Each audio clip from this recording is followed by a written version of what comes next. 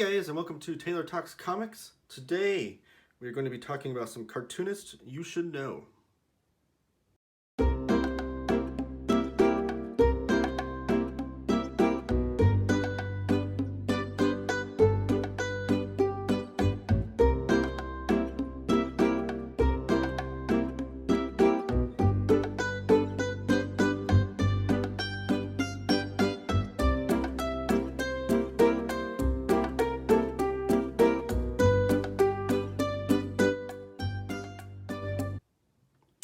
Okay, so one of the things that I've been getting into lately is buying like mini comics or just comics from new cartoonists that are, coming up in the game, that are trying to make their way. And one thing I want to highlight on this channel is those cartoonists that are really standing out to me. So this one I'm going to talk about 3 cartoonists / projects in particular. We're going to go over Wipeout, which is from a group up in Rhode Island doing this great collection of comics. I'm going to talk about Dave Howlett, who sent me both of these. And then lots of the background you see here is from Reid Chancellor. Where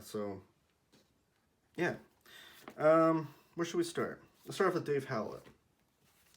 So Dave Howlett, I found him and his work via Cartoonists Kayfabe, which again, I've talked about the channel on here before. It's my favorite YouTube channel by Jim Rugg and Ed Piscor. This channel is very much influenced by that and what I do here. So I found Dave Howlett there, and he on Instagram I was following him, and maybe it was the Cartoonist Kayfabe Ringside Seats Facebook group, which is just a bunch of fans of that YouTube channel. And he said that he had these mini comics that he did of Bob the Goon from the first 1989 Batman movie, and I had to have this. So he did a mini comic based on this one character.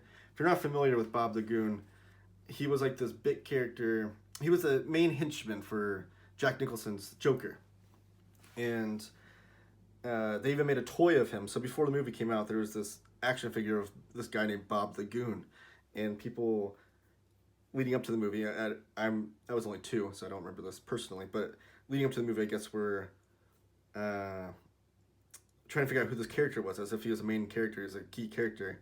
It turns out he wasn't, but there was merchandising of this character, Bob the Goon, and he made this mini comic, and by mini comic I mean small sized.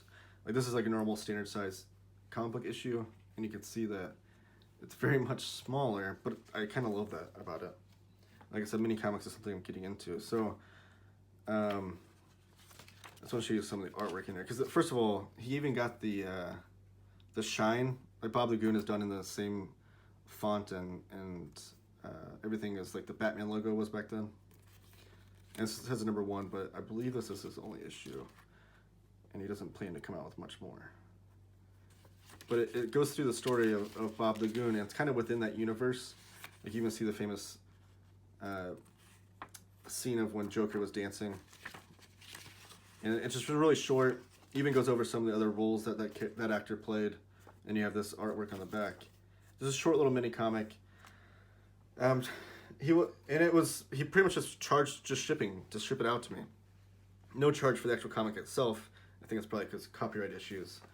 But I do want to, and he's a Canadian cartoonist, and he even did some envelope art for me of Bob.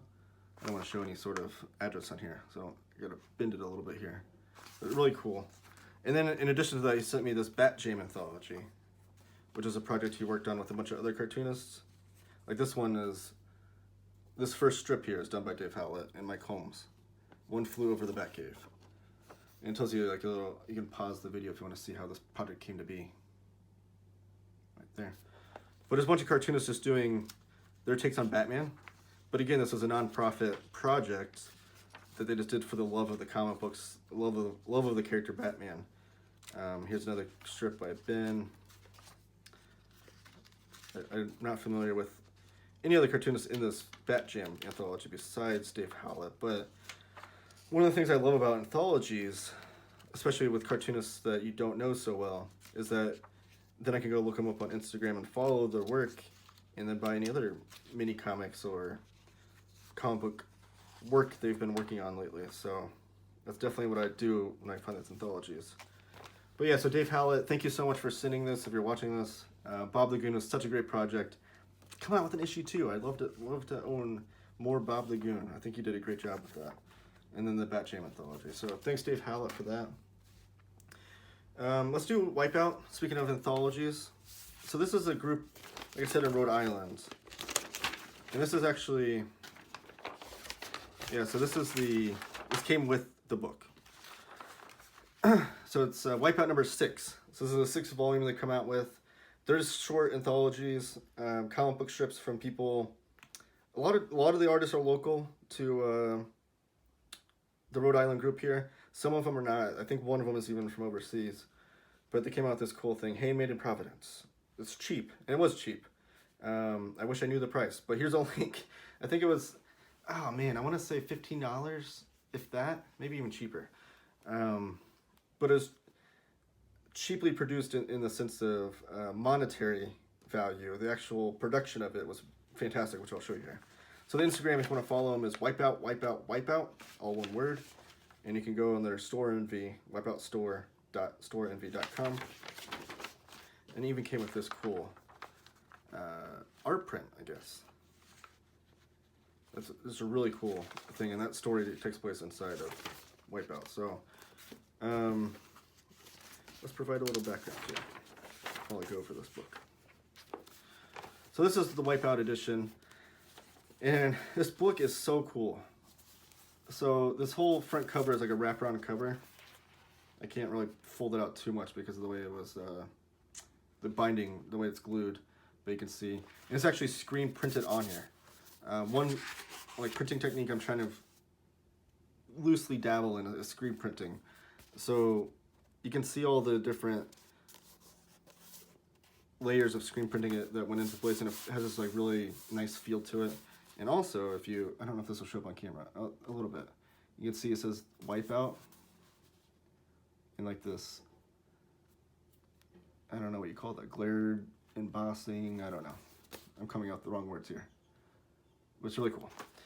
And this is, like I said, so it's just an anthology of all these cartoonists doing a bunch of work. And using all the different kinds of techniques. Here's the great table of contents in here, a little introduction. And each chapter starts with these like little tipped in intro covers. I don't know what to call them. And so there's like little tiny mini comics in here, which are great. And then there's another introduction. So you see like all this fantastic differing art, different work. And like I said, I love these anthologies from these cartoonists that I don't know, I'm not aware of, because then I can go follow them on Instagram or whatever and get to know their work, become more familiar with their work, and buy more of their stuff. This is probably one of my favorite strips in here from David Walterhouse of the UK. See, he is overseas. This is Dungeon Crawler. So here's all the character introductions, and then here's the artwork. Just fantastic stuff. And then they have advertisements in here as well to help pay for the production costs to make it cheaper for you, the consumer. Trying to find some more cool aspects. I mean, the whole thing's cool. But like you can see like different colors, different techniques, different paper quality even. Like this paper quality is different than this paper quality. And like I showed you the mini comic earlier. Like there's just so many different things about this that like, it's just like an experience opening this thing and reading through it. I love, this has been, you know, on my nightstand. Before I go to bed, I just flip through and read some more. And this tells you it's printed on a risograph.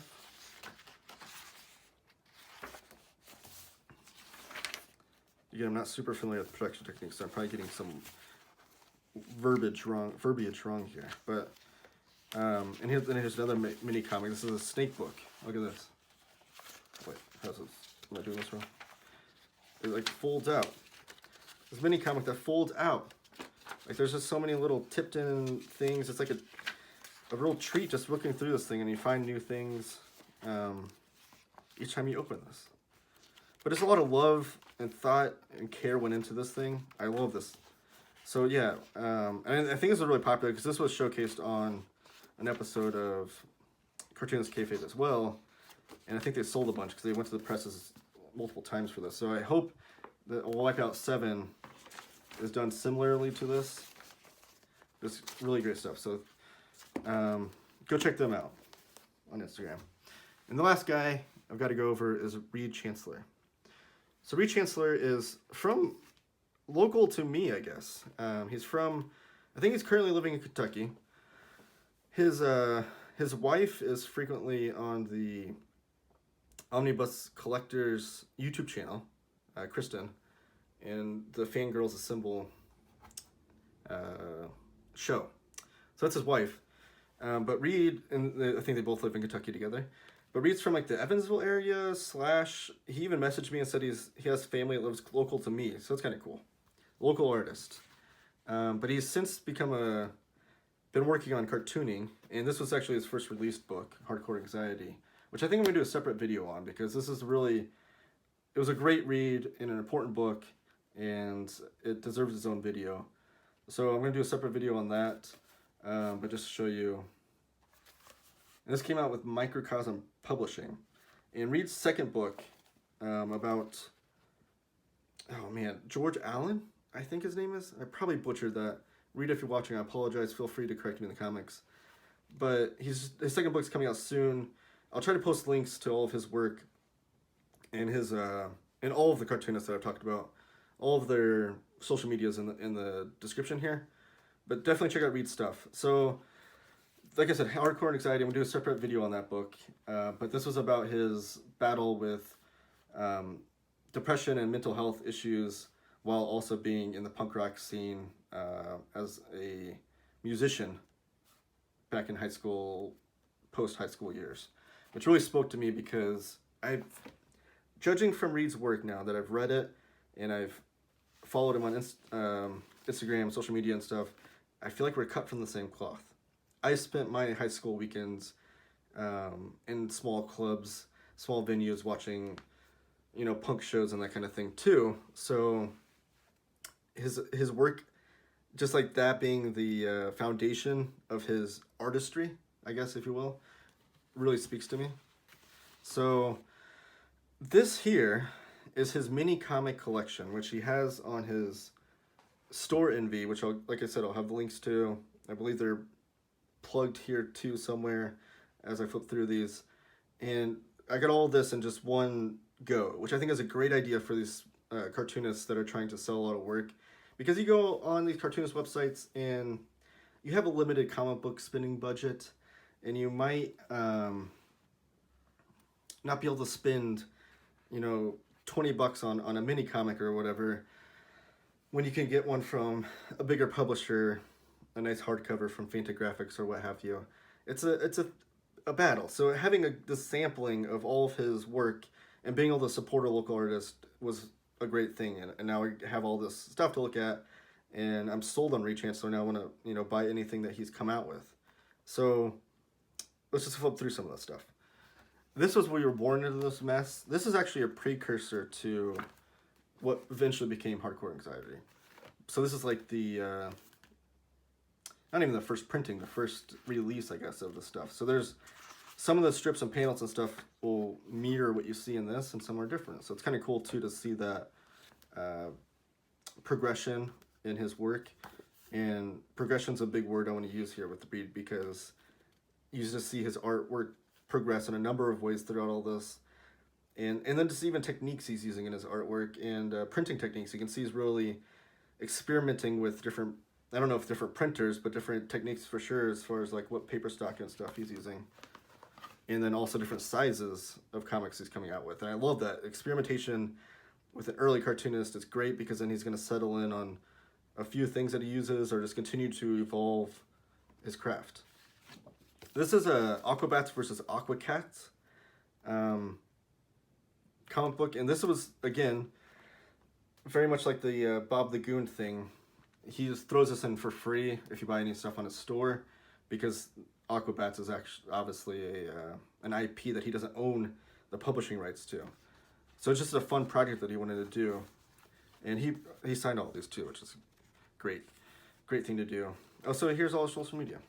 All social media is at Reid Chancellor. You can see the spelling there. Check them out. And it says, like, made with no intention other than entertainment and tribute to a great group of people.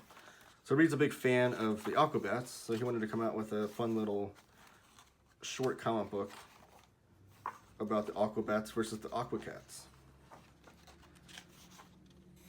And then a little bio on him. Oh, here we go.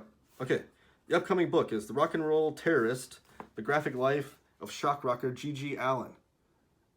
So there we go. And there's where you can contact him, social media. So yes, look out for The Rock and Roll Terrorist, The Graphic Life of Shock Rocker G.G. Allen. That will be published by Microcosm as well, just the same publisher as Hardcore Anxiety. And this is really well produced. Like I said, I'm going to do a separate video on it. So you'll get your money's worth for sure.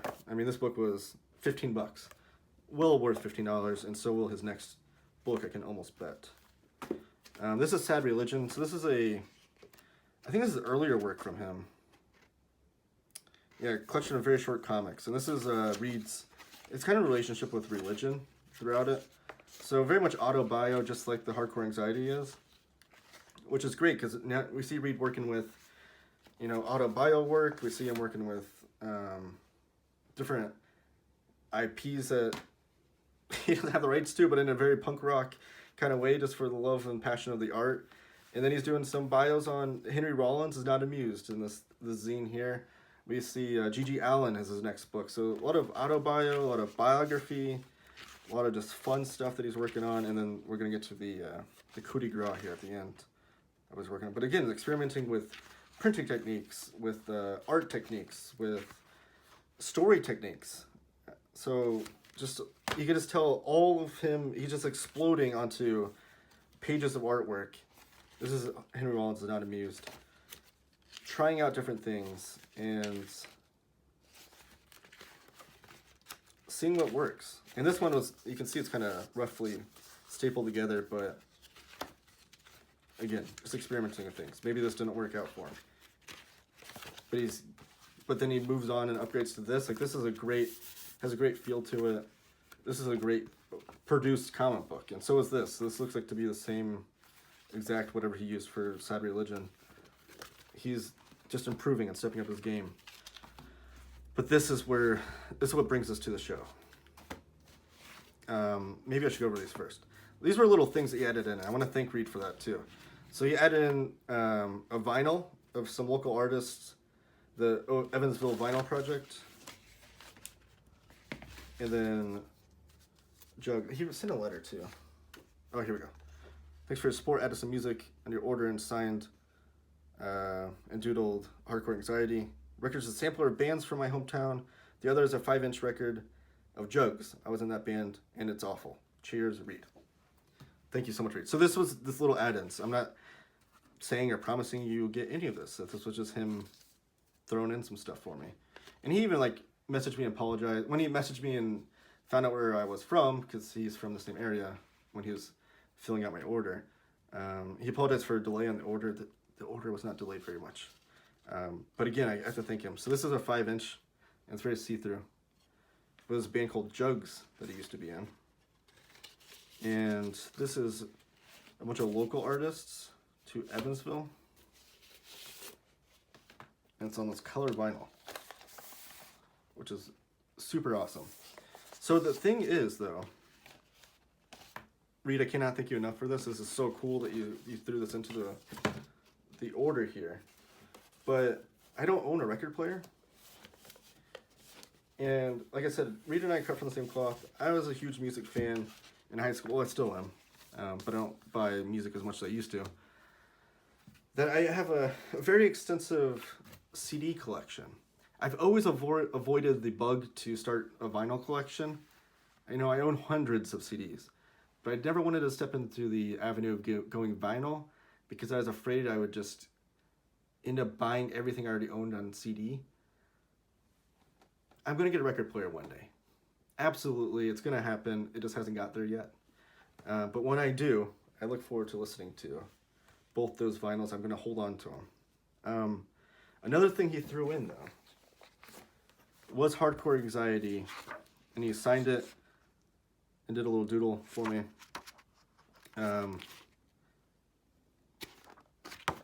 But what he didn't know is I already bought Hardcore Anxiety last year. I got this for Christmas, actually. It was on my Christmas wish list, and someone bought it for me. So I'm going to keep the signed copy, because Reid's going to become famous one day. It's probably worth a lot. But I think I'm going to give away this copy on the channel. I haven't decided that yet, or how I'll go about that. I might do like a prize pack type deal where I throw in a bunch of comic books, and for like a subscription number, or what have you. So I'm going to hold on to that. So thank you, Reid. He actually sent me, this is extra. I didn't buy this. He sent this extra as a gift too. But I already have it. So I'm going to keep the signed copy and give away the other one on the channel in some form or fashion. This was my favorite thing that Reid did though. This is Old Man Popeye. And this is magazine sized, you can see. Here's your standard comic book. And you can see it's bigger. Again, working with different printing techniques, different size paper, all that kind of stuff. So this is Old Man Popeye. The conceit of this is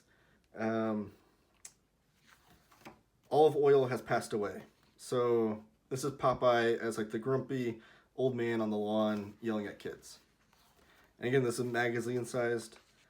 You can even see that, I think this is one of the later things he's worked on too.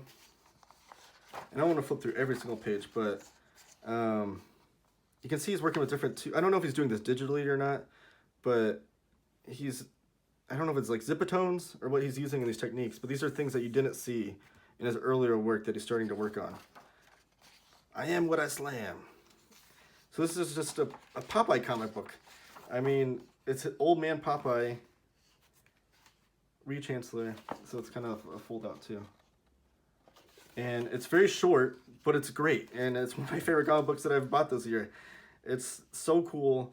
I love the size of it too. I hope he does more Old Man Popeye or just more fun comic books in this size and technique. So Reid, thank you so much for the package that you sent me. Everybody go out and buy his mini comic collection. I believe everything that was included in the mini comics is what you see right here. So it's all this stuff and then Old Man Popeye, all included in that pack. So find him at Reid Chancellor. I believe his store envy is reidchancellor.storeenvy. I'll have that link, the actual link down below, but also just go find him on at Reid Chancellor, and he has links to those in his bio and that kind of thing. So that's Reid Chancellor. There's Wipeout, and there's Dave Howlett. All cartoonists you should know. Follow the work. Let me know if you've already bought their work or if this video inspired you to go buy their work. Cartoonists you should know. I love promoting local artists. Everybody please check them out. And if you're a local artist that has mini comics or comic books that you want to get a bigger set of eyes on, contact me. We can work something out. I can, buy your comic books or what have you, and you can send them my way, and I can show them on the channel. Because I'd love to do anything I can to boost the profile of Cartoonists You Should Know. Like and subscribe, comment down below. Thank you guys for watching.